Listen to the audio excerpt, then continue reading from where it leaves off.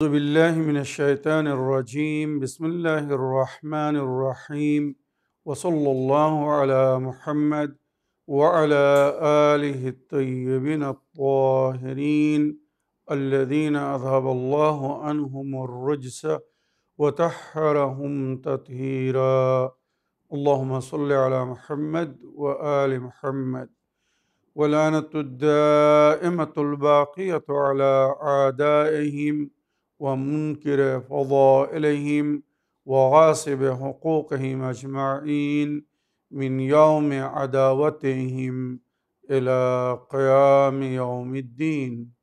أما بعد عباد الله، أوصيكم ونفسي بتقوى الله، فإن التقوى خير الزاد وبح المعاد، وتنفع يوم لا ينفع فيه مال ولا بنون إلا من أتى الله بقلب سليم. وصلى الله على محمد وعلى آله الطيبين الطاهرين. اللهم صل على محمد وآل محمد। আমার প্রিয় দর্শক ও শ্রোতাবৃন্দ, আসসালামু আলাইকুম ওয়া রাহমাতুল্লাহি ওয়া বারাকাতুহু। আপনাদের সকলকে আন্তরিক সালাম ও শুভেচ্ছা জানিয়ে আজকের অনুষ্ঠান ইসলাম ইন বাংলায় আপনাদেরকে স্বাগতম জানাই। আশা করি আপনারা যে যেখানে আছেন ভালো আছেন, কুশল ও মঙ্গলে আছেন, সুখে থাকুন, শান্তিতে থাকুন, সমস্ত প্রকারের দুঃখ কষ্ট থেকে মুক্তিতে থাকুন। আল্লাহ রব্বুল আলামিনের কাছে এই কামনা করি। যারা অসুস্থ, আল্লাহ তাদেরকে সুস্থতা দান করুন। যারা ঋণে ভুগছে, আল্লাহ তাদেরকে ঋণ মুক্তি করুন। ওইরূপ যাদের জীবনে কোনো প্রকারের অভাব বা অশান্তি আছে, আল্লাহ রব্বুল আলামিন তাদের সকলের জীবনে সুখ শান্তি দান করুন ও সকলের মনোকামনা আশাকে পূরণ করুন। আমাদের সকলকে সৎপথে চলার, অসৎ পথ থেকে দূরে থাকার এবং এক অপরকে সৎ উপদেশ দেওয়ার তৌফিক দান করুন। আমরা যেন সত্য বা হক জিনিসকে জেনে শুনে মেনে তার উপরে আমাল করে সেটা অন্যদের সামনে তুলে ধরতে পারি বা সকলের কাছে পৌঁছে দিতে পারি। আল্লাহ রব্বুল আলামিন আমাদেরকে সেই মনোবল ও নেক তৌফিক দান করুন। আমিন ইয়া রাব্বাল আলামিন। এই দোয়ার সঙ্গে আজকের পর্ব শুরু করতে চলেছি। বিনা কোনো ভূমিকায় সরাসরি আপনাদের পাঠানো প্রশ্নের উত্তর দিতে চাই। তাই আসুন দেখি কোথা থেকে কে কি প্রশ্ন করছেন। প্রথম প্রশ্ন প্লে করি। আসসালামু আলাইকুম শেখ সাবিরা ভাইজান, আমি এটা ইসলামিক বাংলাতে শুনতে চাই। আল হাসান আয়াত মনে হয় যেন 21, ও আল্লাহুল্লাযী লা ইলাহা ইল্লা ওয়াল আলিমুল গায়ব। ভাইজান, এখানে কিছু আল্লাহর নাম আছে, নামের ফজিলত যদি একটু বলতেন ভাইজান, তাহলে আমি খুব খুশি হতাম। ভাইজান প্লিজ একটু বলবেন। ইসলামিক বাংলাতে আপনি ভালো থাকুন, সুস্থ থাকুন, আল্লাহ রসুলের কাছে দোয়া করি। আল্লাহ হাফিজ। ওয়ালাইকুম আসসালাম ওয়া রাহমাতুল্লাহি ওয়া বারাকাতুহু। আমার প্রিয় বোন, আপনার ভয়েসমেলের জন্য আপনাকে অসংখ্য ধন্যবাদ জানাই। আপনি পবিত্র কোরআনের সূরা হাশর আয়াত নম্বর 22, 23 এবং 24 অনুবাদ ও ব্যাখ্যা জানতে চেয়েছেন। আর এই 3টি আয়াতের মধ্যে ইসমে আজম ব্যবহার হয়েছে, মনে রাখবেন। এই 3টি আয়াত যদি কেউ পবিত্রতার সঙ্গে বিরত করে, পড়ে, আর তারপরে যদি সে কিছু বলে তো সেটা হয়ে যাবে। এই 3টি আয়াতের মধ্যে এমন গভীরতা বা শক্তি লুকিয়ে আছে, মনে রাখবেন। অনেক আমিলরা, আরেফিনরা এই 3টি আয়াত পড়ে অন্যদের চিকিৎসা করেন, বা ওনারা যদি কারো সম্পর্কে কিছু বলেন তো সেটা হয়ে যায়। তবে এর জন্যে নফসের পবিত্রতার প্রয়োজন আছে। সবাই বললে সেটা হবে না বা হয় না। যার নফস পরিষ্কার, যে শারীরিক এবং মানবিক পবিত্রতা রাখে, সে যদি এই আয়াত 3টি পড়ে কিছু বলে তো সেটা হয়ে যাবে। মনে রাখবেন, আয়াত এইভাবে উল্লেখ হয়েছে, হুয়াল্লাহুল্লাযী লা ইলাহা ইল্লা হুয়া, আল্লাহ সেই প্রতিপালক, প্রভু, যার ছাড়া কোনো মাবুদ নেই। লা ইলাহা ইল্লা হুয়া আলিমুল গায়বি ওয়াশ শাহাদা, যে আল্লাহ রাব্বুল আলামিন সমস্ত গায়েবের খবর রাখেন এবং সমস্ত জিনিসের উপরে তিনি সাক্ষী। ওয়ার রহমানুর রহিম, তিনি মেহেরবান এবং দয়াময়, করুণাময়। হুয়াল্লাহুল্লাযী লা ইলাহা ইল্লা হুয়া, সেই আল্লাহ রব্বুল আলামিন, যার ছাড়া কোনো প্রভু বা উপাস্যজনক নেই। আল্লাহ ছাড়া অন্য কারোর উপাসনা জায়েজ না। আল্লাহ ছাড়া কোনো মাবুদ নেই, কোনো এলাহ নেই। হুয়াল মালিকুল কুদ্দুসুস সালামুল মুমিনুল মুহাইমিনুল আজিজুল জব্বারুল মুতাকাব্বির সুবহানাল্লাহি আম্মা ইউশরিকুন। সেই আল্লাহ যিনি বিশ্বজগতের মালিক, বাদশাহ, উনি পবিত্র এবং সমস্ত শান্তির মালিক, যিনি আমাদেরকে শান্তি দিয়েছেন এবং শান্তির দিন দিয়েছেন। আল্লাহ রাব্বুল আলামিন তার বান্দাদের জন্যে শান্তি চায়। সালাম মানে পিস। এই সালাম থেকে ইসলাম বা মুসলিম। আল্লাহ রাব্বুল আলামিন ইসলাম ধর্ম দিয়েছে তার বান্দাদের জন্যে, যাতে সবাই শান্তিপূর্ণভাবে জীবনযাপন করে, কেউ যেন কাউকে আঘাত না করে, কেউ যেন কাউকে কষ্ট না দেয়। সেই দিনের নাম হচ্ছে ইসলাম, যার মাধ্যমে কেউ আঘাত পাবে না, কেউ কষ্ট পাবে না। আর মুসলমান ওই ব্যক্তিকে বলা হয়েছে যার থেকে অন্যরা নিরাপত্তায় আছে, যার মাধ্যমে কেউ কষ্ট পাবে না, কেউ আঘাত পাবে না। মুসলিম মানে শান্তশীল ব্যক্তি, তার মাধ্যমে কেউ আঘাত পাবে না বা কষ্ট পাবে না, মনে রাখবেন। কিন্তু দুঃখের বিষয়, আজ পুরো বিশ্বে মুসলমানদের একটি বিপরীত, উল্টো পরিচয় হয়ে গিয়েছে কিছু মুসলমানদের দুষ্কর্মীর কারণে। ইসলামের অর্থকে তারা পাল্টে দিয়েছে। তার মানে কি?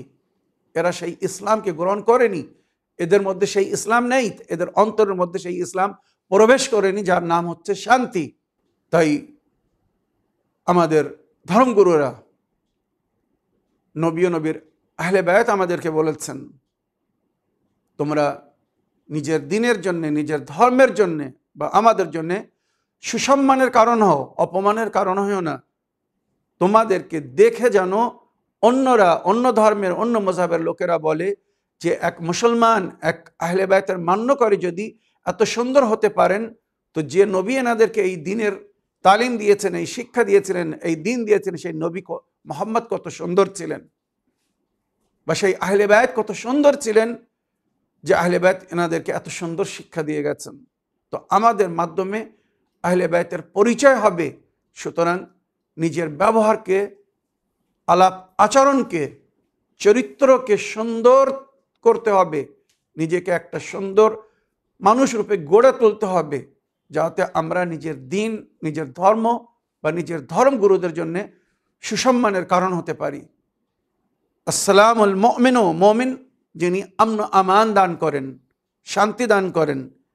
আল মুহাইমিনু, জানার নজর সকলের ওপরে, নিগহবান, যিনি আমাদের সকলের ওপরে নজর রেখে আছেন। আমরা কে কি করছি আল্লাহ রাব্বুল আলামিন সব কিছু দেখছেন, শুনছেন। আনতা ফি আইনিল্লাহ ফানজুর মাযা তারা, তুমি তোমার প্রতিপালকের দৃষ্টিতে আছো, এবারে ভেবে দেখো তোমাকে কি করা উচিত বা কি করতে হবে। আজ সিসি ক্যামেরা লাগানো থাকলে সেখানে মানুষ এমন কোনো কাজ করতে ভয় করে বা লজ্জাবোধ করে, যেটা ধরা পড়লে বা দেখা গেলে সে লজ্জিত হবে বা লোক তার নিন্দা করবে। কিরামাল কাতিবিন, আল্লাহর 2 ক্যামেরাম্যান সব সময় আমাদের দিন রাতের সমস্ত কার্যক্রিয়াকে রেকর্ড করছে, শুট করছে। পরকালে যদি কেউ অস্বীকার করে তো সবার সামনে তার ওই রাতের অন্ধকারের শুটিং দেখানো হবে, যে তুমি রাতের অন্ধকারে কি করছিলে দেখো, বা অন্যদের থেকে লুকিয়ে কি করছিলে দেখো। কত লজ্জিত হতে হবে একবার সেই সময়কে স্মরণ করে দেখুন। আল্লাহ আমাদের সকলের ওপরে নজর রেখে আছেন, তাই ওনাকে মুহাইমিন বলা হয়। আল আজিজুল জব্বার, আজিজ জনপ্রিয়, যাকে সবাই ভালোবাসে এবং সেও সবাইকে ভালোবাসে।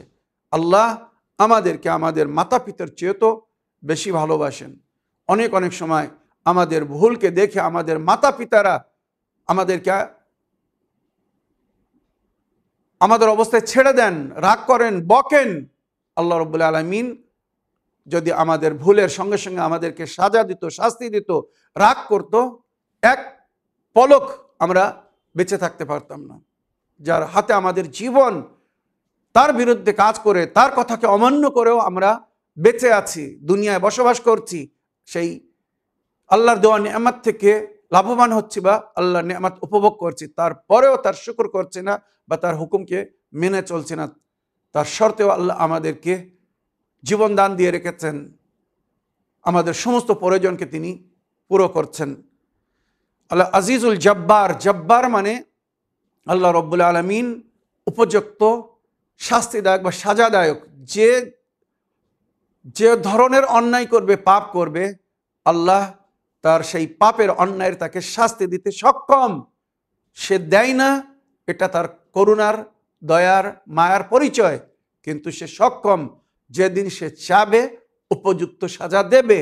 আল্লাহ সুযোগ দেয় ভুল সংশোধনের, পাপ থেকে বাইরে আসার, কিন্তু মানুষ যখন পাপের পরে পাপ করতে থাকে, অন্যায়ের উপরে অন্যায় করতে থাকে, জুলুমের উপরে জুলুম করতে থাকে, একদিন আল্লাহ যখন রস্সিকে টাইট করে দেয়, সব লাইনে এসে যায়। বড় বড় রাজারা, বাদশারা, বা যারা নিজেকে আনা রব্বুকুমুল আলা বলতো, আল্লাহ তাদেরকে বিশ্বজগতের জন্য উদাহরণ করে দিয়েছে। ফেরাউন পানিতে ডুবে গেছিল, কিন্তু তার মাম্মিকে, তার শরীরকে আল্লাহ এই জন্যে পানির বাইরে ফেলে দিয়েছিল, যাতে কিয়ামত পর্যন্ত সমস্ত ফেরাউনদের জন্য একটা শিক্ষা হয় যে অহংকার করো না, গুরুর করো না, ঘমন্ড করো না, প্রাউড করো না।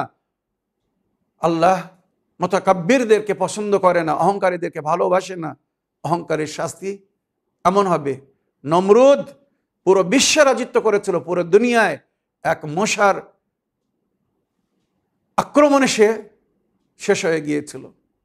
সাদ্দাদ, হামান, বড় বড় রাজাদের, বাখতুন নাসর, যারা এই পুরো বিশ্বে রাজিত্ব করে গেছে, তাদের জীবনী তুলে দেখুন। আল জব্বার আল মুতাকাব্বির মানে সমস্ত কিবরিয়াই আল্লাহর জন্যে। অহংকার যদি আল্লাহ করে তো সে তার যোগ্যতা রাখে, সবকিছু তার হাতে, সবকিছু তার, তারপরেও সে অহংকার করে না, ওই জন্য সে অহংকারকে ভালোবাসে না। তবে কিবরিয়াই মানে তার বড়কপন, তার শ্রেষ্ঠতা, তার উচ্চতাকে আমাদেরকে স্মরণে রাখতে হবে। তার উচ্চতার আগে, তার স্রষ্টার আগে আমাদেরকে নতশির হতে হবে। তাই আল্লাহ রব্বুল আলামিনের নাম হচ্ছে আল মুতাকাব্বির, যিনি অহংকারীদের গুরুরকে, অহংকারকে ভেঙে চুর করে দেন। সুবহানাল্লাহ আম্মা ইশরিকুন, আল্লাহ রব্বুল আলামিন পবিত্র এবং পাক ওই সমস্ত জিনিস থেকে যাকে তার শরিক করা হয়। আল্লাহর কিন্তু কোনো শরিক নেই। সূরা তাওহীদ এর সুন্দর একটি প্রমাণ। কুল হুয়াল্লাহু আহাদ, বিসমিল্লাহির রহমানির রহিম। কুল হুয়াল্লাহু আহাদ, আমার নবী বলে দিন, আল্লাহ এক, অদ্বিতীয়, আল্লাহুস সামাদ, আল্লাহ বেনিয়াজ, তার কারোর প্রয়োজন নেই। আমরা যদি আল্লাহকে আল্লাহ মানি তাও সে আল্লাহ আল্লাহ থাকবে, আর যদি কেউ তাকে আল্লাহ না মানে তাও সে আল্লাহ আল্লাহ থাকবে। আমরা মানলে সে বড় হয়ে যাবে না, আর আমরা না মানলে সে ছোট হয়ে যাবে না। কুল হুয়াল্লাহু আহাদ আল্লাহুস সামাদ লাম ইয়ালিদ ওয়া লাম ইউলাদ। না তিনি কাউকে জন্ম দিয়েছেন, মানে পিতা হয়ে যেমন ছেলে বা পিতার সম্পর্ক হয়, না তাকে কেউ জন্ম দিয়েছে, মানে তার কোনো মা বাপ আছে। মনে রাখবেন, লাম ইয়ালিদ ওয়া লাম ইউলাদ ওয়া লাম ইয়াকুল লাহু কুফুয়ান আহাদ। তার মতো কেউ নেই, তার শরীক কেউ নেই, তার সাথী কেউ নেই, তার কোনো জীবন সাথী নেই। তো আল্লাহর সঙ্গে কাউকে শরীক করবেন না। আল্লাহর সমতুল্য কেউ না, আল্লাহর বরাবর কেউ না। যাদের উপাসনা করা হয়, পূজা পাঠ করা হয়, তারাও আল্লাহর সৃষ্টি। সুতরাং যারা জ্ঞানী গুণী ব্যক্তি তারা জানে। আর যেটা সমস্ত ধার্মিক পুস্তকের মধ্যে লেখা আছে, সমস্ত ধার্মিক পুস্তকের মধ্যে আপনারা তুলে দেখুন, যারা জ্ঞানী তাদের কাছে জিজ্ঞাসা করে দেখুন, ঈশ্বর ও আল্লাহ ছাড়া অন্য কারোর উপাসনা জায়েজ না, আল্লাহ ব্যতীত কারোর ইবাদত করা জায়েজ না। বুদ্ধিজীবীর জন্য ইশারা যথেষ্ট। তো আল্লাহ বলছে, যাদেরকে তার শরীক করা হয় আল্লাহ তাদের থেকে বিরত, মুক্ত, পাক। আল্লাহর কোনো সাথী নেই, আল্লাহর কোনো শরীক নেই, আল্লাহর কোনো কম্পানিয়ন নেই। মনে রাখবেন, হুয়াল্লাহুল খালিকুল বারিউল মুসাউবির, সেই আল্লাহ যিনি এই বিশ্বজগৎকে সৃষ্টি করেছেন, আমাদের সকলের সৃষ্টিকর্তা। খালিক মানে সৃষ্টিকর্তা। আল বারিও, যিনি আমাদেরকে বানিয়েছেন। এই যে সুন্দর রূপ, নাক, নকশা, এগুলো একটি প্রমাণ, আল্লাহর কুদরতের নিশানি, যাকে দেখে মানুষ আল্লাহকে জানবে, চিনবে বা মারিফত অর্জন করবে যে আল্লাহ কত সুন্দর, আর কি সুন্দর আমাদেরকে বানিয়েছেন। তাবারাকাল্লাহু আহসানুল খালিকিন, পাক পবিত্র এবং মুতাবাররিক বা মোবারকবাদের যোগ্য সেই আল্লাহ, যিনি এত সুন্দরভাবে আমাদেরকে সৃষ্টি করেছেন। তো হুয়াল্লাহুল খালিকুল বারিও আল মুসাউবির, মুসাউবির মানে যিনি আমাদেরকে সুন্দর রূপ দান করেছেন এবং সাজিয়েছেন। নারী পুরুষকে তার ফিজিক্যাল বডি বা ফিগার হিসেবে কি সুন্দর করে সাজিয়েছেন, একবার ভেবে দেখুন। পুরুষের নজরে নারীকে আকর্ষিত করেছে, ওইরূপ নারীর নজরে পুরুষকে আকর্ষিত করেছে। আর উভয়ের পছন্দিত এবং মনোনীত ভাবে আল্লাহ রাব্বুল আলামিন তাদের এক অপরকে সাজিয়েছে এবং এক অপরের জীবন সাথী করেছে। এই যে স্বামী স্ত্রীর মনোমিল, যার সঙ্গে একবার বিয়ে হয়ে যায়, বিয়ের বন্ধনে এসে যায়, আল্লাহ তাদের অন্তরে এক অপরের প্রতি শ্রদ্ধা, মায়া, মহব্বত, ভালোবাসা জাগিয়ে দেয়, যার কারণে তারা এক অপরকে ভালোবাসে। জীবন সাথী মানে যতদিন বেঁচে থাকবে এক অপরের সহযোগিতা করবে, এক অপরের সঙ্গে কোঅপারেট করবে, এক অপরের সঙ্গে মিলেমিশে জীবনযাপন করবে, যেটা সূরা রুমের আয়াত নম্বর 21-এর মধ্যে উল্লেখ হয়েছে। আর এক অপরের জন্য তারা শান্তির কারণ হবে। আল্লাহ এই সুন্দর রূপ দিয়েছে বলে আল্লাহকে মুসাউবির বলা হয়। ওয়াল্লাহুল খালিকুল বারিউল মুসাউবিরু লাহুল আসমাউল হুসনা, তার কিছু সুন্দর নাম আছে। ওয়ালিল্লাহিল আসমাউল হুসনা ফাদউহু বিহা, আল্লাহর কিছু সুন্দর নাম আছে, সেই নামের সঙ্গে তাকে ডাকো, স্মরণ করো। তাই এই নাম যেগুলোর জিকির হয়েছে এই 3টি আয়াতের মধ্যে, এইগুলো যদি কেউ আন্তরিকতার সঙ্গে স্মরণ করে, এই নামের মাধ্যমে আল্লাহকে ডাকে, তো আল্লাহ সাড়া দেয়। আর তার বান্দা তখন যেটা চায় বা বলে সেটা আল্লাহ পুরো করে দেয়। ইউসাব্বিহু লাহু মা ফিস সামাওয়াতি ওয়াল আরদ, জমিন ও আসমানে যা কিছু আছে সবই তার প্রশংসা করে, সবই তার তারিফ করে, সবই তার তাসবিহ তাহলিল করে। ইউসাব্বিহু লাহু মা ফিস সামাওয়াতি ওয়াল আরদ ওয়া হুয়াল আযীযুল হাকিম, সে আল্লাহ রব্বুল আলামিন অতি প্রিয় বা জনপ্রিয়। তিনি সবাইকে ভালোবাসেন বা সবাই তাকে ভালোবাসেন, আর তিনি সমস্ত হিকমতের মালিক। আমার প্রিয় বোন, আশা করি আপনার প্রশ্নের আপনি উত্তর পেয়েছেন। আগের অডিও প্লে করি। আসসালামু আলাইকুম সাবির ভাইজান। আল্লাহ রব্বুল আলামিন আপনাকে ভালো রাখুক, সুস্থ রাখুক। আমি 4 বছর ধরে ইসলামিক বাংলা দেখছি, আমার সন্তান আর আমি। আমার সন্তানের বয়স যখন 12 বছর, তখন থেকে আমরা ইসলামিক বাংলা দেখছি। আমার সন্তান ইসলামিক বাংলা থেকে সে বলে, মা কোরআন শিখতে হবে, মা আমরা মুসলিমের সন্তান, আমার নবী যে গুনাহ করে গেছে আমাদের করতে হবে। 12 বছর থেকে ইসলামিক বাংলা দেখতে, এখন 15 বছর বয়স, তার মৃত্যুর বয়স 10 মাস। আমার সন্তান কবিরা গুনাহ করে চলে গেছে শয়তানের খপ্পরে। আমি খুবই ভয়ে আছি।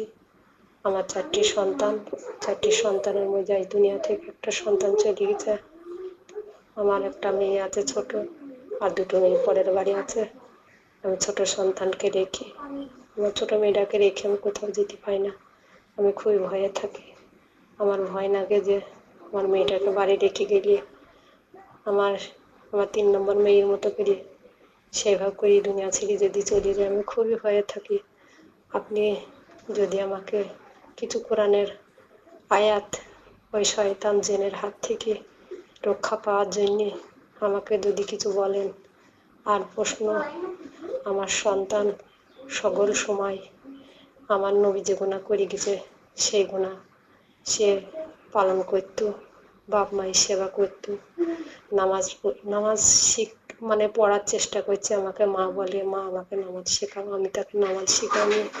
তা নামাজ শেখাইনি বলি আল্লাহ রাব্বুল আলামিনকে আমাকে জবাবদিহি করতে হবে আল্লাহর কাছে। আর সকল সময় সে বলতো, নবী দেখা দিও কঠিন হাসর ময়দানে সকাল সন্ধি, আর কবরের আযাব কত কঠিন সইতে আমি পারি না। আর ওই গজল শুনতো আর আমাকে বলতো, মা এই গজলের মানে তুমি জানো? আমি বলি তুই সে অনেক করি। সে বলতো, মা আমার নবীকে যদি না চেনো তুমি আল্লাহকে কি করে পাবা? আর কবরের হিসাব দিতে গেলে হয় কে হিসাব তোমার নেবে তুমি জানো? মুনকার আর নাকি তুমি তাদের চেনো? আমি বলি না, আমি চিনিনি, তাদের কি দেখা যায়? সেই গুলা বলতো। তা আমার নবী কি তার জন্যে সুপারিশ করবে আল্লাহর কাছে? আর আমার মৃত্যুর পর আমার সেই সন্তানের সাথে কি সাক্ষাৎ হবে? আর একটু তার জন্য দোয়া করবেন। সে ইসলামিক বাংলাকে আমি যখনই প্রশ্ন করছি, এই জায়গায় আমার সন্তান প্রশ্ন রাখতো। আর আমি যখনই প্রশ্ন করি আমার মনে হয় আমার সন্তান আমার পাশে বসে এই সাবের মাওলানার বক্তার প্রশ্নের উত্তর সে শুনছি, তার উপর শান্তি পাইছি। আমার রাইতে ঘুম হয় না, আমার মেয়ের কথা মনে পড়ে। আমি দরুদ পড়ি, যখন দরুদ পড়ি তখন তার কথা মনে হয় না, দরুদ পড়া যে শেষ হয়ে যায় আর তখন তার কথা মনে হয়। আপনি যদি কিছু আমল বলেন আমার রাইতে ঘুমের জন্যে, আমি কিছু আমল করতাম, তার জন্য একটু দোয়া করবেন, তার রূহটা যেন শান্তি পায়। আসসালামু আলাইকুম রহমতুল্লাহি ওয়া বারাকাতুহু। আপনাকে আল্লাহ নেক হায়াত দান করুক। সকলেই আপনার কাছে অনেক কিছু শিখছি, আমরাও শিখছি। আসসালামু আলাইকুম।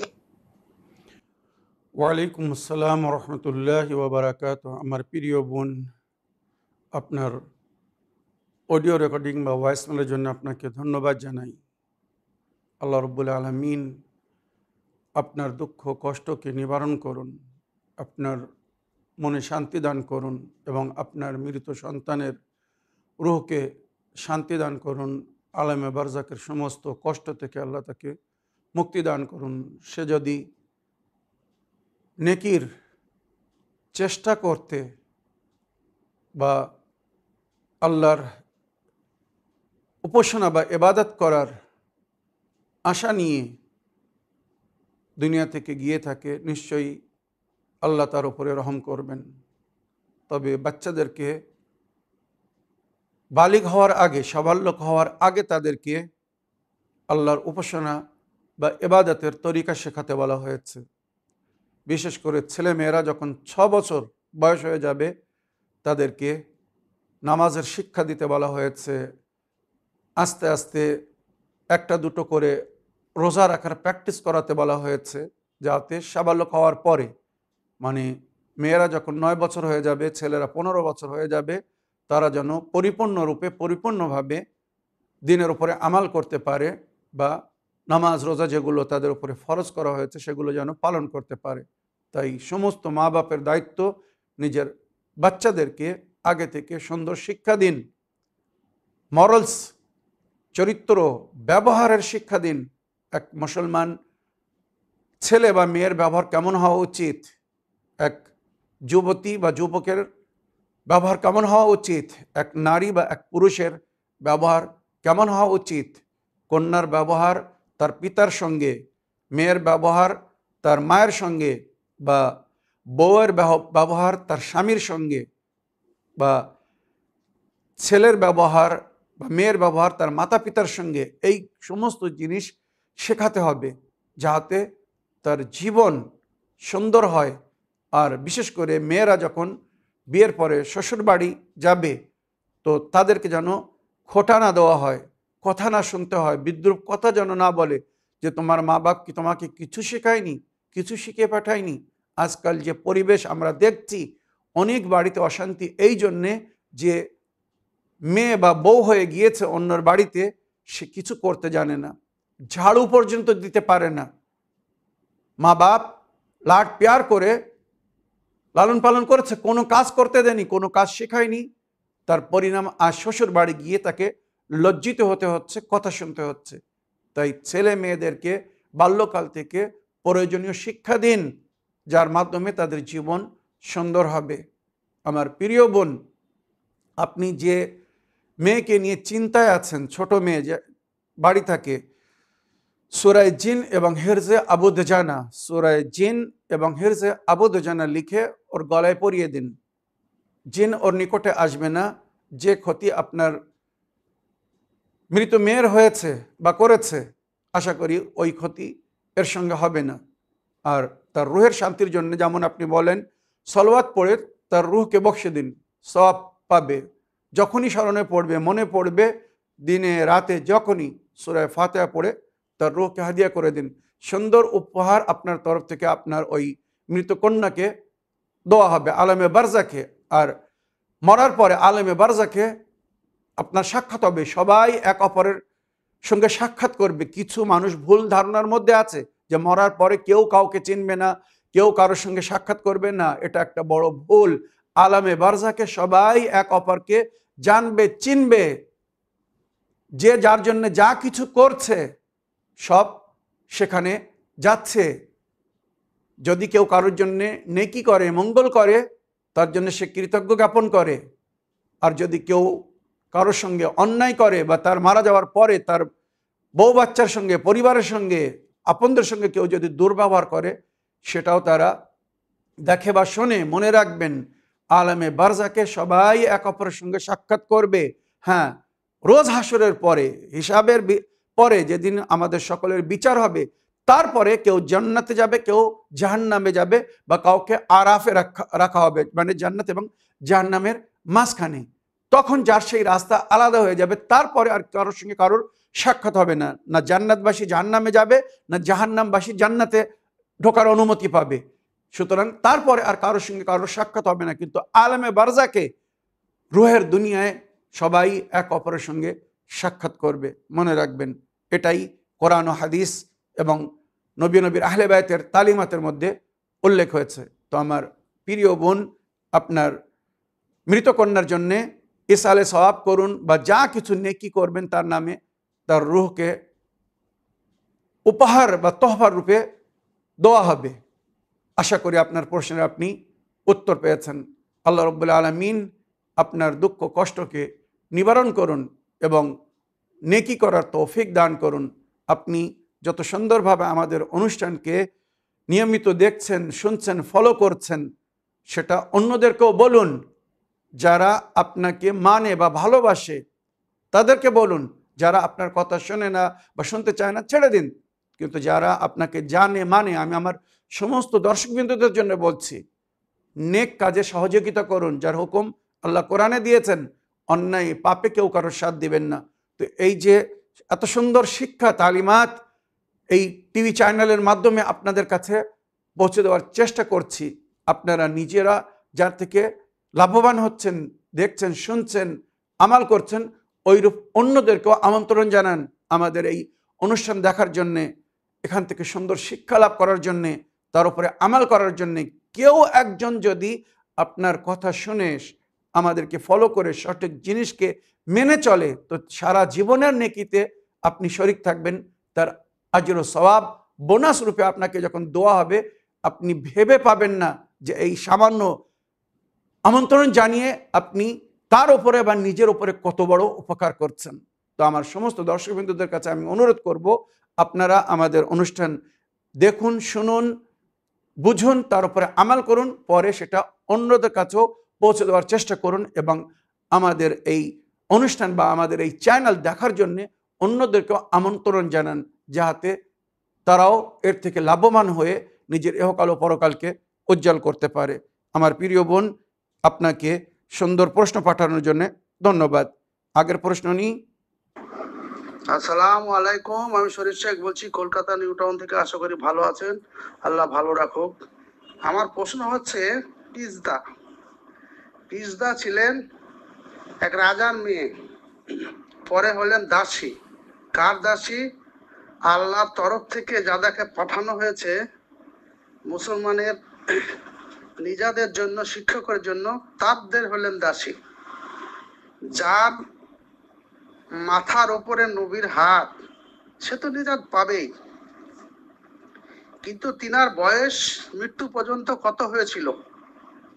প্রথম প্রশ্ন। দ্বিতীয় প্রশ্ন হচ্ছে, কোন খলিফার আমলে উনি গ্রেপ্তার হয়েছিলেন, না কোন শাসকের আমলে গ্রেপ্তার হয়েছিলেন, যে গ্রেপ্তারের পরে নবী সাহেবের কাছে আনা হয়েছিল? তৃতীয় প্রশ্ন হচ্ছে, দিনের নবী কোন কোন মহাদেশে পা দিয়েছিলেন, কোন কোন দেশে পা দিয়েছিলেন, কোন কোন মহাদেশে পা দেননি? এই নিয়ে একটু আলোচনা করবেন, মানুষের জ্ঞান বাড়বে, শোনার আগ্রহ বাড়বে। আগ্রহ বাড়ছে, নতুন নতুন মানুষের সব এপিসোড শুনছি, আলহামদুলিল্লাহ খুব ভালো লাগছে। এবং সূরা সম্বন্ধে, আয়াত সম্বন্ধে সবাই এপিসোড পাঠাচ্ছেন, এটাও খুব ভালো লাগছে। সবাই এইভাবে পাঠান। শেষ যুগে আমরা বসবাস করছি, শেষ যুগে কিভাবে আমাদের চলতে হবে সেই সম্বন্ধে জিজ্ঞাসাবাদ করুন। আসসালামু আলাইকুম রহমতুল্লাহ বারকাতুহ। ওয়ালাইকুম আসসালাম রহমতুল্লাহি ওয়া বারাকাত। আমার প্রিয় ভাই জনাব শরীফ শেখ সাহেব, আপনার ভয়েসমেল বা অডিও রেকর্ডিং পাঠানোর জন্য আপনাকে অসংখ্য ধন্যবাদ জানাই। আপনি আমাদের নিয়মিত দর্শক, সবসময় সুন্দর প্রশ্নের মাধ্যমে আমাদের সহযোগিতা করছেন। আল্লাহ রাব্বুল আলামিন আপনার এই খেদমত বা নেকিকে কবুল করুন এবং এই যে নেকিতে সহযোগিতা করছেন, আপনার প্রশ্নের উত্তর শুনে সঠিক জিনিসকে যারা যারা ফলো করবে তাদের সকলের নেকিতে আপনি অংশ পাবেন বা আল্লাহ রাব্বুল আলামিন আপনাকে আজর ও সওয়াব দান করবেন। আমার প্রিয় ভাই শরীফ সাহেব, আপনার কাছে ছোট একটা অনুরোধ করছি, এর আগেও করেছি। আপনি একসঙ্গে এক অডিওতে অনেক প্রশ্ন পাঠাবেন না। আপনি 10টি অডিও পাঠান, প্রতিদিন 10টি অডিও পাঠান। একসঙ্গে একটা দুটো, 1 থেকে 2টো প্রশ্ন রাখুন। Short and sweet, 30 second, 40 second, খুব বেশি 50 সেকেন্ডের মধ্যে নিজের কথাকে পুরো করুন। 1 মিনিটের আগে, 59-এর উপরে যাবে না। 59 সেকেন্ডের মধ্যে নিজের প্রশ্ন পুরো করুন। একসঙ্গে 1 থেকে 2টো প্রশ্ন রাখুন। সালামুন আলাইকুম, আমি শরীফ সাহেব বলছি কলকাতা নিউ টাউন থেকে। হুজুর সাহেবের কাছে আমার এই প্রশ্ন আছে বা আমি এই বিষয়ে জানতে চাই। 1টি বা 2টো প্রশ্ন রাখুন, ওটাকে শুনে স্মরণে রেখে সুন্দরভাবে উত্তর দিতে সুবিধা হবে বা সুন্দরভাবে উত্তর দেওয়া যাবে। একসঙ্গে যদি অনেক প্রশ্ন করেন তো অনেক সময় আপনি একই অডিওতে ভিন্ন ভিন্ন বিষয় জানার জন্য প্রশ্ন করছেন। এবারে আমি এখানে যদি বিস্তারিত উত্তর দেই, এবারে পরে যদি কেউ আবার ওই বিষয়ে জানতে চায় তো ওই এপিসোড নম্বর খোঁজা মুশকিল হয়ে যায়। কেননা একসঙ্গে আপনি কয়েকটা বিষয় প্রশ্ন করে রেখেছেন, তো এপিসোডের শিরোনামে বা হেডিংয়ে অতটা বিষয় লেখা যায় না, যেটা আপনারা দেখছেন ইউটিউবে যখন আপলোড করা হয়। তো যদি বিশেষ কোনো বিষয়ে প্রশ্ন রাখেন, একটি কি দুটো, সেটাকে মেনশন করা হয়, সেটাকে খুঁজতেও সুবিধা হয়। যতবার কেউ দেখতে যাবে বারবার দেখতে পাবে। আশা করি কিছু মনে করবেন না, পরে এটা খেয়াল রাখবেন। আর আপনার মতো আমার সমস্ত দর্শকবৃন্দদের কাছে অনুরোধ, আপনারা শর্ট অ্যান্ড সুইট কোশ্চেন করুন। অল্প সময়ের মধ্যে একটি থেকে দুটি প্রশ্ন রাখুন, একসঙ্গে বেশি প্রশ্ন রাখবেন না। একটি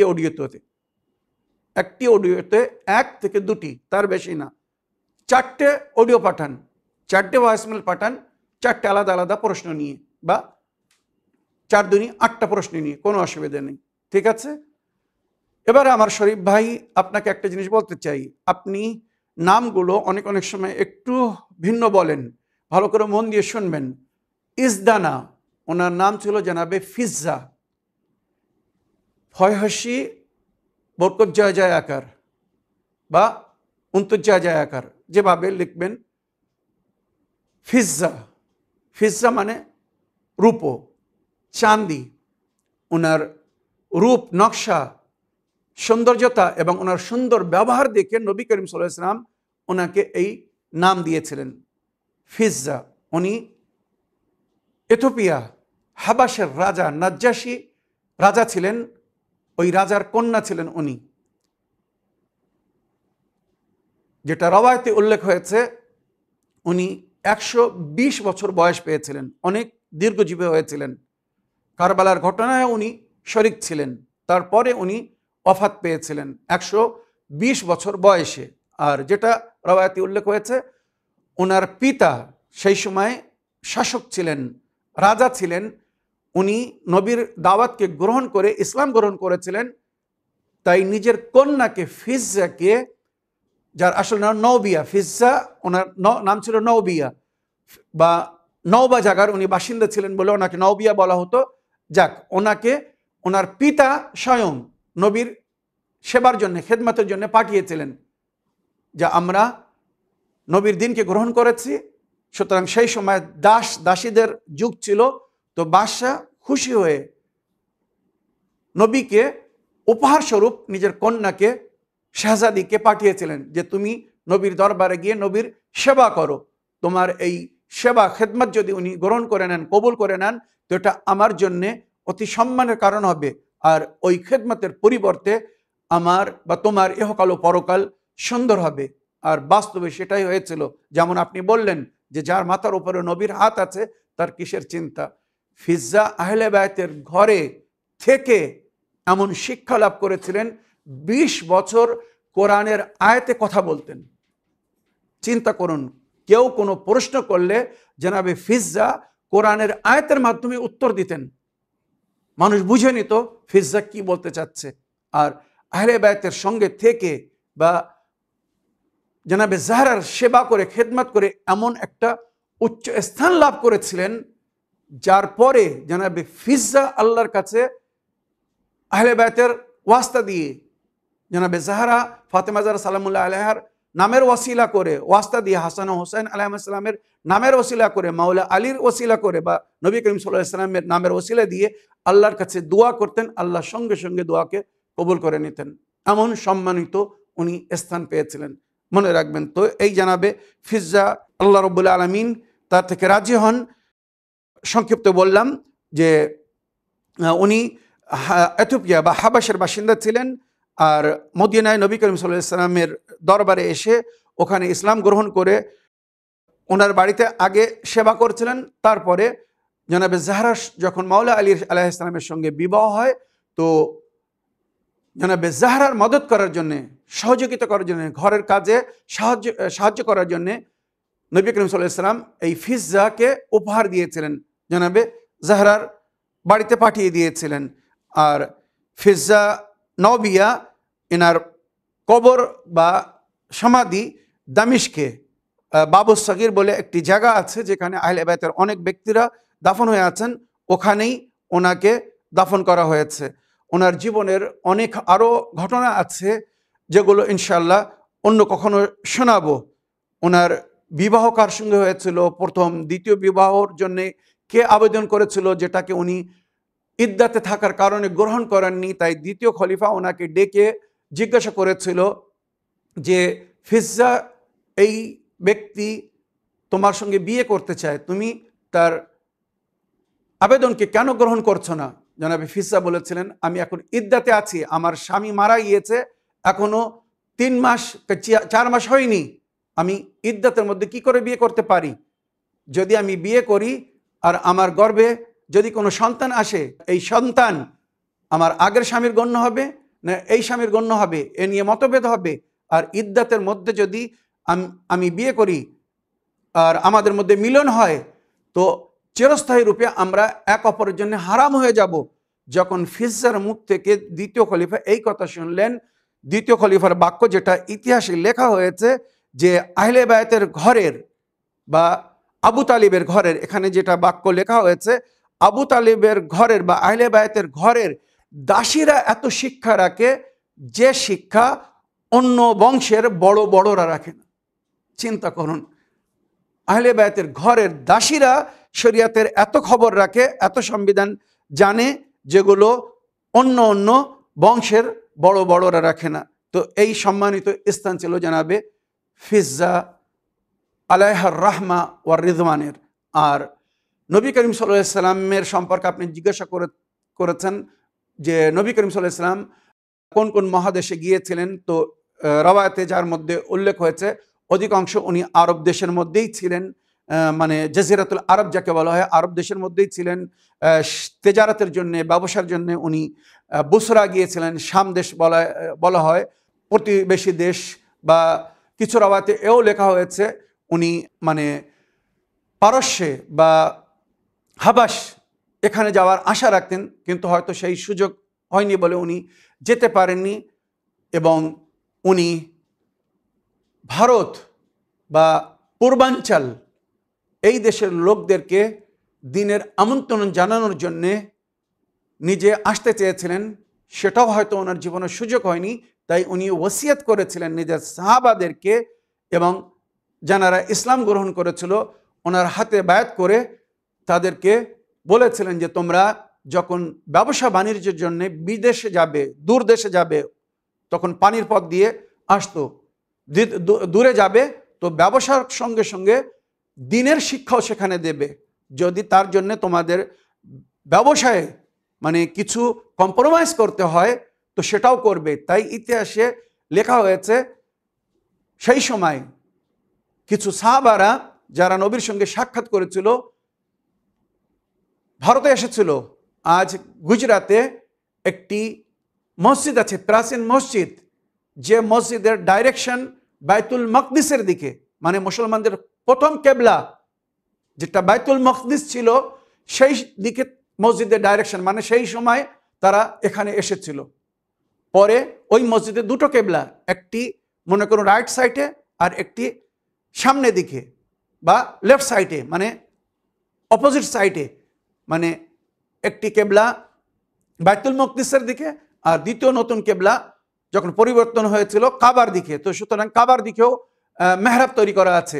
তো ওই মসজিদের ইতিহাসে লেখা হয়েছে যে আরবরা এসে নবীর দিন শিক্ষা দিতেন। যেমন সাউথ ইন্ডিয়ায়ও প্রাচীন মসজিদ আছে যেখানে নবীর সাহাবা বা তাজির ওখানে এসে নবীর দিনের প্রচার করেছিলেন, বা নবী যেভাবে তাদেরকে তালিম দিয়েছিলেন যে তোমরা যদি পূর্বাঞ্চলে যাও, মানে ভারতবর্ষে, মানে সে সময় ভারত, পাকিস্তান, বাংলাদেশ, মালদ্বীপ বা শ্রীলঙ্কা এই সমস্ত একই দেশের মধ্যে গণ্য হতো, তো ওখানে যাও, তো ওখানে আমার দিনের তালিম দেবে, আর যারা আমাকে ফলো করবে তাদেরকে আমার সালাম জানাবে।